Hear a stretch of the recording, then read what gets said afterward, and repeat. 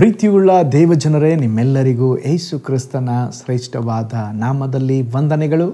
Shalom, ನಿಮಗೆ ಸಮಾಧಾನವಾಗಲಿ. ಈ ದಿನ ದೇವರ ವಾಕ್ಯದ ಜ್ಞಾನಕ್ಕಾಗಿರುವಂಥ ವಿಷಯ ಸಂತೋಷವನ್ನು ಉಂಟು ಮಾಡುವ ಮಾತು.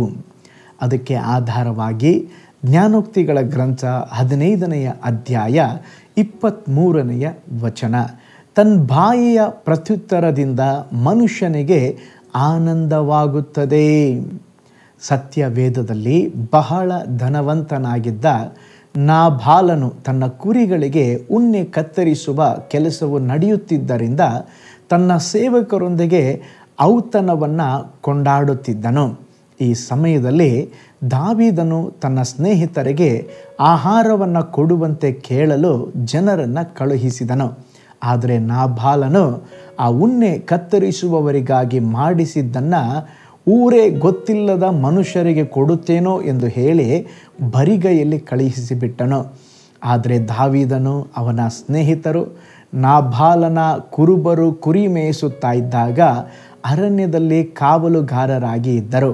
ಆದರೂ ನಾಬಾಲನು ಮಾತನಾಡಿದ ಮಾತುಗಳು ಕಠಿಣವಾಗಿದ್ದವು, ಘೋರವಾಗಿದ್ದವು.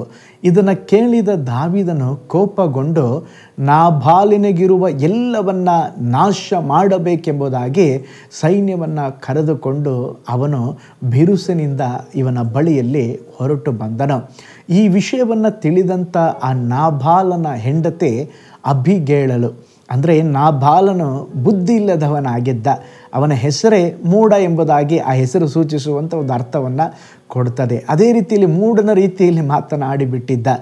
ಈಗ ಅಬಿಗೈಲಳು ಅಂದರೆ ಅವನ ಹೆಂಡತಿ, ಈಗ ದಾವೀದನು ಬರ್ತಾನೆ, ಇವ್ರನ್ನೆಲ್ಲ ನಾಶ ಮಾಡ್ತಾನೆ, ಕೊಂದು ಹಾಕ್ಬೋದು ಎಂಬುದಾಗಿ ತಿಳಿದಂಥ ಅಬಿಗೈಲಳು ತಾಳ್ಮೆಯಿಂದ ಅರಸನ ಬಳಿಯಲ್ಲಿ ದಯೆಯುಳ್ಳ ಮಾತುಗಳನ್ನು, ಅವನ ಮನ ಕರಗಿ ನೀರಾಗಿ ಹೋಗಬೇಕು ಆ ವಿಧದಲ್ಲಿ ಅವನ ಬಳಿಯಲ್ಲಿ ಮಾತನಾಡಿ ತನಗಾದ ಬೇಕಾದಂಥ ನಷ್ಟವನ್ನು ಸ್ತೋತ್ರ ಅವಳು ನಿಲ್ಲಿಸಿದಳು.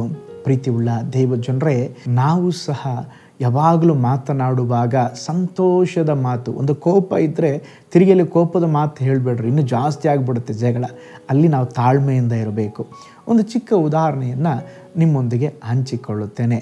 ರಾತ್ರಿಯ ವೇಳೆಯಲ್ಲಿ ಅಮ್ಮ ಅಮ್ಮ ಎಂದು ಹೇಳುವಂಥ ನರಳುವಂಥ ಶಬ್ದ. ಒಬ್ಬ ಚಿಕ್ಕ ಮಗನು ತಾಯಿಯನ್ನು ದೃಷ್ಟಿಸಿ ನೋಡುತ್ತಾ, ಅಮ್ಮ ನನಗೆ ಉಸಿರು ಬಿಡಲು ಆಗುತ್ತಾ ಇಲ್ಲ, ನನಗೆ ಸತ್ತು ಹೋಗ್ತೇನೇನೋ ಎಂಬುದಾಗಿ ಭಾವಿಸ್ತಿದ್ದೀನಿ ಎಂಬುದಾಗಿ ತಾಯಿಯನ್ನು ನೋಡಿ ಹೇಳುತ್ತಿದ್ದ. ಆಗ ತಾಯಿ ಅವನನ್ನು ತಬ್ಬಿಕೊಂಡು, ಮಗನೇ ನಿನಗೇನೂ ಆಗೋದಿಲ್ಲ, ನೀನು ನನ್ನ ಹೊಟ್ಟೆಯಲ್ಲಿ ಇರುವಾಗಲೇ ನಿನ್ನನ್ನು ದೇವರ ಸೇವೆಗೆಂದು ಸಮರ್ಪಿಸಿ ಬಿಟ್ಟಿದ್ದೇನೆ, ನೀನು ದೇವರ ಸೇವೆ ಮಾಡುವವರೆಗೂ ಬದುಕಿರುತ್ತೀಯ, ನಿನಗೇನು ಆಗುವುದಿಲ್ಲ, ನೀನು ದೇವರಿಗೆ ಸಮರ್ಪಿಸಲ್ಪಟ್ಟವನೆಂಬುದಾಗಿ ಆ ಮಗನನ್ನು ಸಂತೈಸುವ ಮಾತುಗಳಿಂದ ಸಂತೈಸಿದಳು.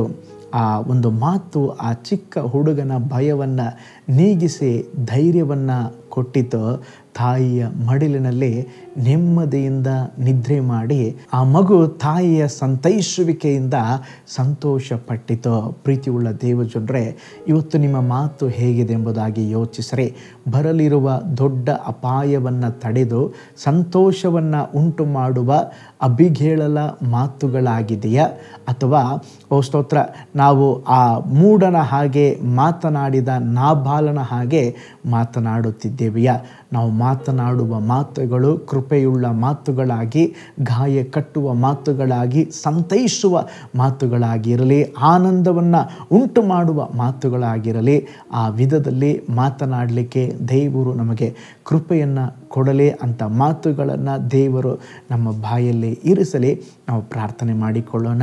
ಪರಲೋಕದಲ್ಲಿ ವಾಸ ಮಾಡುವ ನಮ್ಮ ತಂದೆಯಾದ ದೇವರೇ, ಅಪ್ಪ, ಅನೇಕ ಸಾರಿ ನಾವು ಆಡುವ ಮಾತಿನಿಂದಲೇ ಅಪ್ಪ ಕೆಲವು ಸಾರಿ ಯೇಸುವೆ ಸಂತೋಷ ಉಂಟಾಗ್ತದೆ, ಕೆಲವು ಸಾರಿ ಆ ಬಾಯಿ ಮಾತಿನಿಂದ ದುಡುಕಿನಿಂದ ಮಾತನಾಡಿದ ಕಾರ್ಯಗಳ ನಿಮಿತ್ತವಾಗಿ ಎಷ್ಟೋ ಸಂಕಷ್ಟಗಳನ್ನು ಅನುಭವಿಸುತ್ತಾ ಇದ್ದೇವೆ ಸ್ವಾಮಿ. ನಾವು ಅಬಿಗಳೆಲ್ಲ ಹಾಗೆ ದೇವರೇ ಸ್ತೋತ್ರಪ್ಪ, ಒಳ್ಳೆಯ ಮಾತುಗಳನ್ನು ದೇವರೇ ಸ್ತೋತ್ರ, ಸಮಾಧಾನ ತರುವ ಮಾತುಗಳನ್ನು ಮಾತನಾಡಲಿಕ್ಕೆ ನಮಗೆ ಸಹಾಯ ಮಾಡಿರಿ. ಈ ದಿನ ಕೂಡ ದೇವ ಜನರನ್ನ ಒಪ್ಪಿಸಿಕೊಡುತ್ತೇವೆ. ನಿನ್ನ ಮಕ್ಕಳನ್ನು ಬ್ಲೆಸ್ ಮಾಡಿರಿ. ಈ ದಿನ ನಿನ್ನ ಹಸ್ತ ಅವರ ಜೊತೆಯಲ್ಲಿರಲಿ.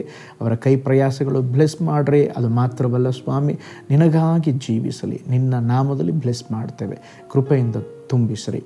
ಯೇಸುವಿನ ಹೆಸರಿನಲ್ಲಿ ತಂದೆಯೇ, ಆಮೇನ್. Praise the lord. ಹಾಗಿರುವುದಾದರೆ ಸಂತೋಷದ ಮಾತುಗಳನ್ನು, ಸಂತೈಸುವ ಮಾತುಗಳನ್ನು ನುಡಿಲಿಕ್ಕೆ ದೇವರು ನಮಗೆ ಸಹಾಯ ಮಾಡಲಿ. ನಾಳೆ ಮತ್ತೊಂದು ದೈನಂದಿನ ಧ್ಯಾನದಲ್ಲಿ ನಾನು ನಿಮ್ಮನ್ನು ಸಂಧಿಸ್ತೇನೆ. ನಾನು ನಿಮ್ಮ ಪ್ರೀತಿಯ ಸೇವಕ pastor Paul Joy. God bless you all.